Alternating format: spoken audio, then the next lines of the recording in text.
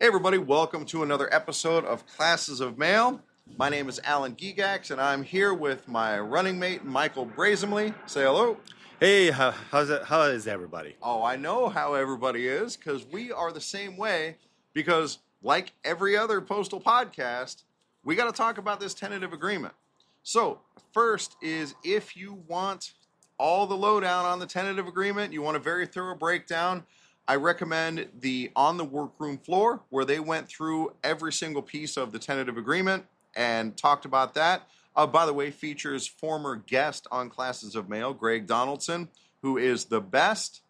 And there is, of course, another podcast called, what's the other big podcast called, Michael? From A to Arbitration? That's the one I was trying to think of. Yes, of course. And, dude, I am anxiously awaiting hearing what is said on that podcast. So I don't think we're going to cover a lot of ground that wasn't covered by former Classes of Mail guests, Greg Donaldson and Corey Walton. But we got to talk about it anyway. Let's get the big one out of the way. Michael, how are you planning on voting on this tentative agreement? Big no. Yeah, and I still am undecided. I can't decide whether I'm going to vote no or fuck no. It's going to be one of those, but I'm not sure which. Mine's big no. A big no. All right. Yeah, that's a good one. If that's on there, I might consider voting that as well. Yeah, so obviously we're disappointed. Disappointed doesn't even really cover it with this tentative agreement. I heard Angry Mailman put it like this, that it's like the day before was like Christmas Eve. And we were excited about, oh, what's it going to be? What are we going to get? And then it was like the Grinch came. And he didn't just steal the presents. He took a shit under the Christmas tree. And that's pretty much what it feels like. So, Michael, let's get into some of the details, some of the things that we want to address from this tentative agreement. Well, just to give a quick lapse of what, quick input of what my carriers thought of. Your carriers. My carriers at my station, which holds about 120 carriers, and we talked about it, and they all absolutely hate this contract. Yeah. Okay, and that's without my input. Okay. Okay, which means majority of the whole nation carriers are not happy. Right. Okay. If Right. my carriers they gave them no advice about anything, and they hate it, Right. means everybody else hates it. Okay. Yeah. So anyway, this tentative agreement, it says that the agreement is for 42 months, starting from May till November of 2026. Right. Okay? I thought that's kind of strange. Didn't the contract end in March? I swear everybody said it ended in March. I couldn't tell you. Okay. I don't remember. If it ended in March, then we're missing 2 months. Yeah, maybe it was May. I really don't know. Okay. I don't remember I back swear then. somebody said it was But March. if it's supposed to end in October, then that would put it, or end in November, that would put it up to the next election for the union, which is great because I don't want Renfroe, doing the next agreement as well. Hopefully he's gone before then, and that's something that we need to talk about. So look, there's plenty of talk about the details of this contract and what's wrong with it. There are some things that I like. I like the idea of the new hire retention. Go ahead. Before we continue, Yeah. The reason I was mentioning about the 42 months, Okay. is that he put on the first thing on the tentative agreement that we're getting. Oh, you're actually looking at it. Okay. 1.3% paid retroactively. Okay. Yep. But here's what the thing is that that's 3 years at 1.3%. That's 3.9%, right? Yeah. But in 42 months, Well, it's a little bit more than that because it compounds. But yeah. But in 42 months, it comes to almost 1.1% per year. Because there's no final increase at the Okay. end. Yeah. Right. So it's crap. Dude. And it's funny. It's that, crap. Yeah, it's funny that's Okay.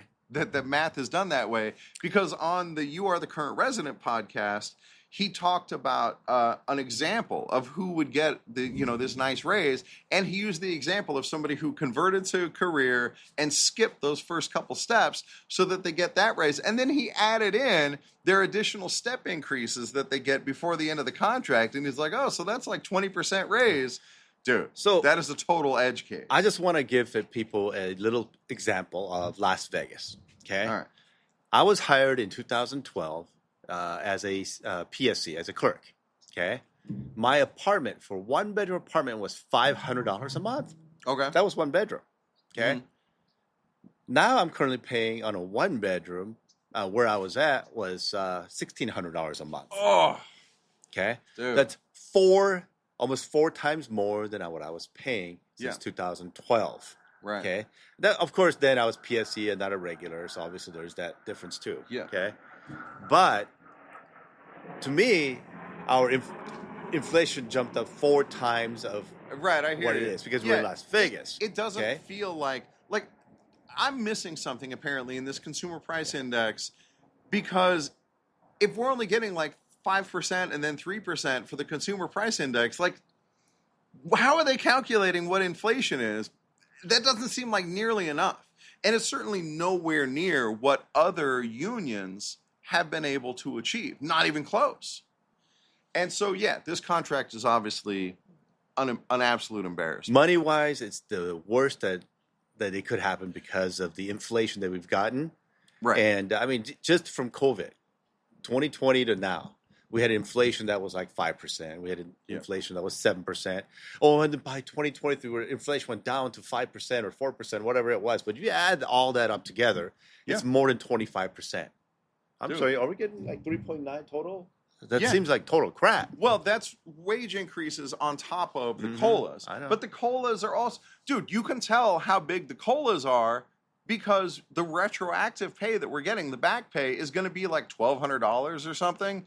And so, oh, great, $100 a month. Like, that's what we've been missing out on.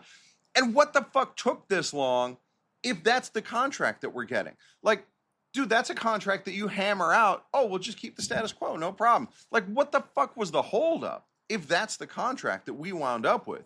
And dude, there's always been this conspiracy, which I subscribe to, that the real reason they don't want open bargaining is because you don't want to know how we're getting fucked at these negotiations. And so Renfroe comes to our rap session here in Las Vegas. You went to that, right? And he stands up there and he puts his hands real far apart and he goes, you know, the negotiation, like the post office starts way over here and we start way over there. And we've been going back and forth, but they keep coming closer and closer and closer to us. And by the time he's at the end, like his hands are real close together. And you can go back to my rap session episode and I reiterate it there too. And he says, they keep coming to where we are. And so we're real happy with where we're going. Dude, he's just fucking lying. Because I asked him at that rap session, I got it recorded, that, and you can also hear that recording on that episode, that, okay, so what's the number? You know, you've already told Tolino what number you're looking for. Tell us what it is. And he wouldn't say, oh, he goes, oh, I've been real clear about it. You bullshit.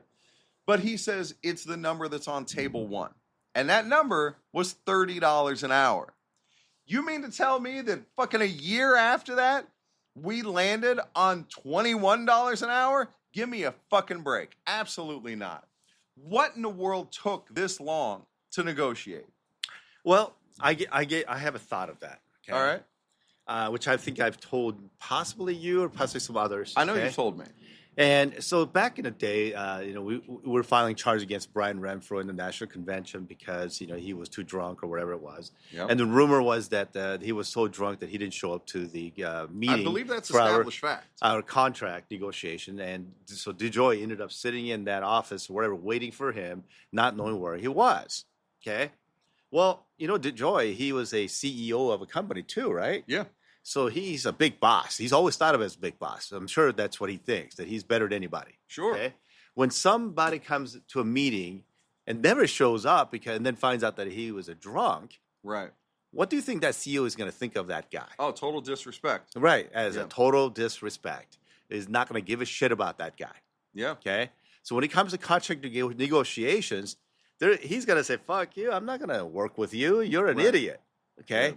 Because you missed my meeting. Because I'm the big boss. And it turns out he was right. Mm-hmm. Even these things that we got that look like concessions, no, dude. Like for example, that you can sell back if you're over the hours cap for your annual leave, that you can sell back to get yourself, you could sell back 40 hours to get yourself down to 520. So that's a very limited case, but what's the caveat on that? Yeah.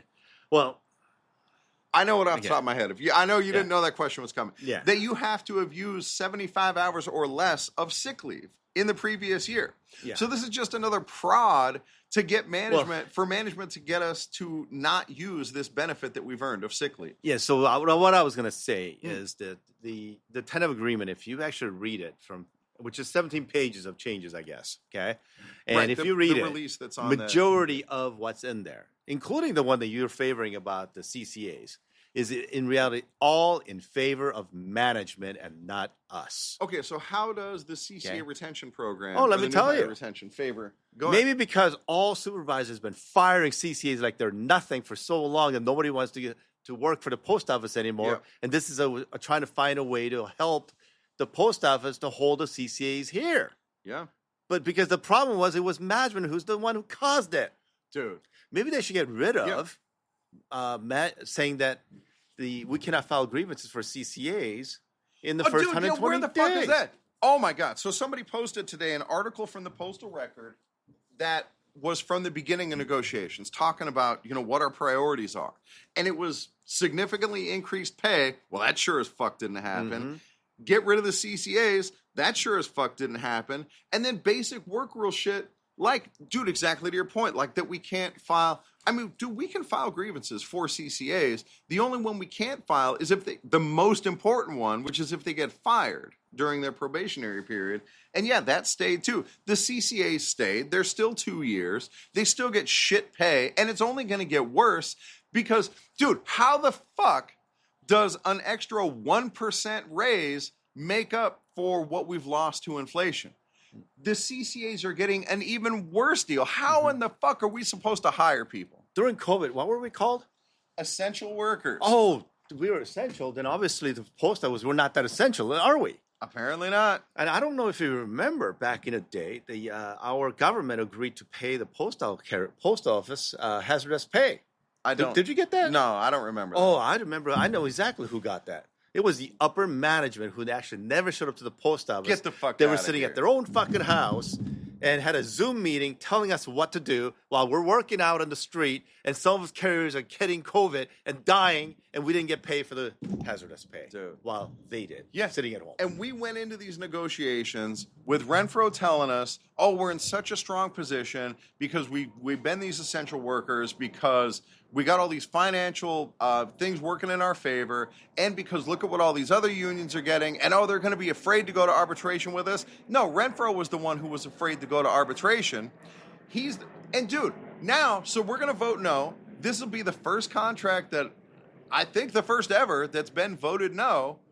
And then, so what? Now Renfroe takes us to arbitration? Fucking great. Dude, where is that going to get us? Dude, so let's talk about this going forward. I've already had people from concern letter carriers, but also from Bill Defying NALC get in touch with me, talking to people about the possibility of using the NALC Constitution. In fact, I want to talk about this right now. All right, this is from the NALC Constitution. This is Article 19. The title of Article 19 is Referendum and Amendments to the Constitution.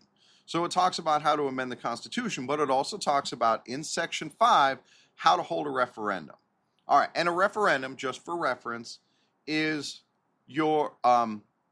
it's essentially allows the membership the same power that we have at the convention, that it makes us the assembled body and it allows us to enact change from the grassroots. All right, so here we go. Section 5. A. Propositions submitted for a referendum vote of the membership may be initiated by any branch in good standing or by the NALC Executive Council.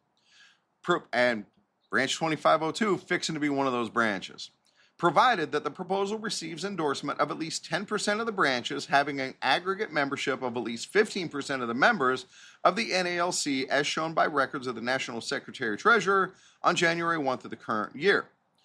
So, we need at least 10% of the branches and at least 15% of the members. So that would cover like some big branches, like our branch, branch 1100, branch, a number of the really big branches. All right. And said branches to be located in not less than 15 states. This is achievable.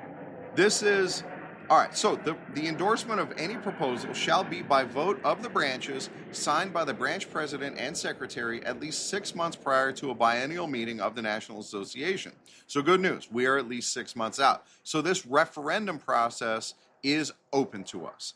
B, Such petition shall, after being filed and verified, be printed in the current issue of the Postal Record. No more than 4 pages in each, and it goes blah, blah, blah, and it goes on into what the referendum process is. This is the way for us. Like, I remember reading this when I was reading the Constitution on my podcast, and like, oh, well, that's interesting. It's hard for me to imagine anything like firing up the membership to such a degree that they would go through this referendum process. Well, here we are. And now suddenly it's a lot easier to imagine what that might be. So I'm going to be talking to folks from Build Fighting NALC. And you know they're already about this sort of process. I'm going to talk to CLC, probably talk to the CARIF people, and it might be time for a referendum. We'll see what happens with Mike Carif's charges, which are already in process. But I think it's time to start looking at what a referendum would look like to get this motherfucker out, or to make sure that he is no longer responsible for our negotiations. Dude. But here's the thing. Yeah. If I remember correctly, Paul Barner is also part of this thing too. We don't really know, right? That's part of the issue. I know he's over. Well, when the CLC, who are insiders, between James Henry and Chris Jackson, their proposal was to have Barner take over the negotiations. So I'd like to think they know something we don't, and he would be better than fucking anybody would be better than Brian Renfroe at this point to handle these negotiations. So that's the move. Dude, fuck it. If we're going to do referendums from the ground up, put Mike Carif and James Henry in charge of the negotiations going forward. That's something that's going to have to be worked out. But we have this process open to us. We don't have to just sit on our hands and vote no. We can take it further than that. Dude, I got something funny. Go ahead. So this is where I say this is why our union is good, okay? Because we have the power to vote and the power to do all this, okay? Mm-hmm. And all those carriers out there that hears me, that says, you know what, our union sucks. Our branch sucks. Our national sucks. Yeah. And I'm going to drop out of the union, okay? Because I hear at least 20 of my carriers at my station, they want to drop out because of the branch and because of the national. Got brought up at my station too. And they all want to drop out. Well, guess what? Without the people that actually hates what's going on and your votes, we won't be able to change anything. Yeah, okay? That's right. Because then the same people that's doing the things that they're doing that you don't like is going to stay. Yeah, then you'll have no voice. And then you'll have no voice because you can't vote, okay?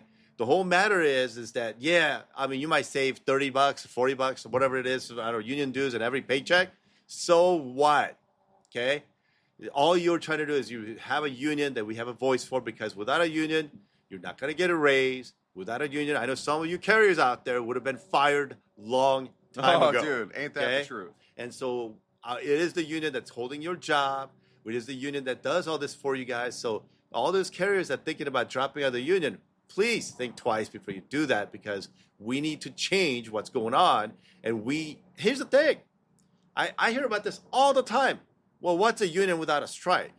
Well, without a contract, I guess that strike clause is no good, right? Yeah. And that's what I'm just saying. Yeah. And here's the thing, too. Another thing that I was trying to talk to another carrier about, possibly Alan, I don't remember, is that we have lots of money in our branch, okay? Oh, yeah. And if we ever decide to go on a strike, we'll have all that money to cover the people who's going to be out of money. Potentially. On the strike, okay? Now, I'm not condoning the strike. No. Okay? I'm not condoning the strike. Yeah, we're not calling for a job action. Okay? But because here's the thing, is we're not striking because the problem is our officers. Right. Yeah, and if you're angry, if you are pissed off about what's going on in the union, we need your voice. You are the ones we need to stay in the union to make this change and to make this grassroots effort from the ground up. It starts with voting for us for your local branch officers, but from the bottom up, it's got to change. It's got to change. Yes, our carriers, who wants to drop out, please think again. Yeah. Because we still need you. We need your voice. Yep. We need you to file complaints. If anybody that's in Las Vegas, if they're angry about something, what's going on, come and see me. Yeah. Come and talk to Alan. Yep. If you don't, or if you don't like me, go and talk to Alan or Jonathan. Okay, because sometimes talk about it will help out a lot better. Okay, but I'm sure we could probably got. I said 99.9% of the people agree this tentative agreement sucks balls. Yeah, that it does. All right, so I got a funny before we get out of here from my buddy Trevor, who I've been friends with him forever. He's also a steward. And we were talking about this shitty tentative agreement. And he goes, it was like 6 months ago, like back in April, that Renfroe was saying, I've got an agreement in hand right now that I think you guys would love and that you would vote for, but I'm going to keep pushing, get you the best possible agreement I can. And he goes, you think we'd go back and get that one from April? Because we sure don't like this one. What if it's the same one? It probably is, and that's the problem. Mm-hmm. I had a buddy, best friends with him back in high school and junior high, who became an addict. And he became a lying addict, which by Renfroe's own defense is what he was. And when those lies started to come around, the big thing was just to keep the lie going as long as you could and hope that somehow it would work out at the end.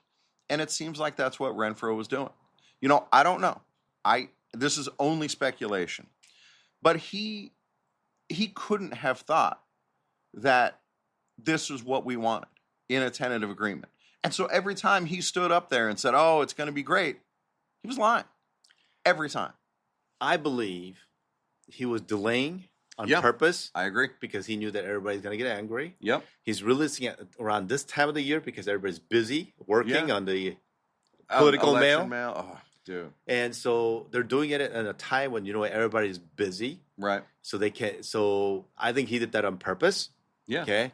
And I think he was going to delay it longer, but I think he kind of overheard that some charges were coming. I think that the charges from Cariff and the national demonstrations, which we had in our branch, Mm-hmm.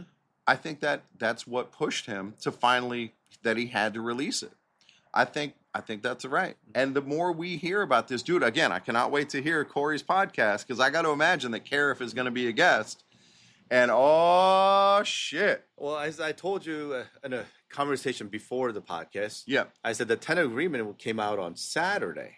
Right. Does that mean they put this together weeks before to put it together? Right, because it came out all polished and professional Right. looking and all printed out and ready to go. With Brian Renfroe's face on top. Yeah. I mean, maybe that's put together in 10 minutes. I don't know. I don't know enough about graphic design. But I don't think Brian knows how to do that either, personally. Dude. Yeah. Okay. How does it take more than 600 days of negotiation to get this crap? Yeah.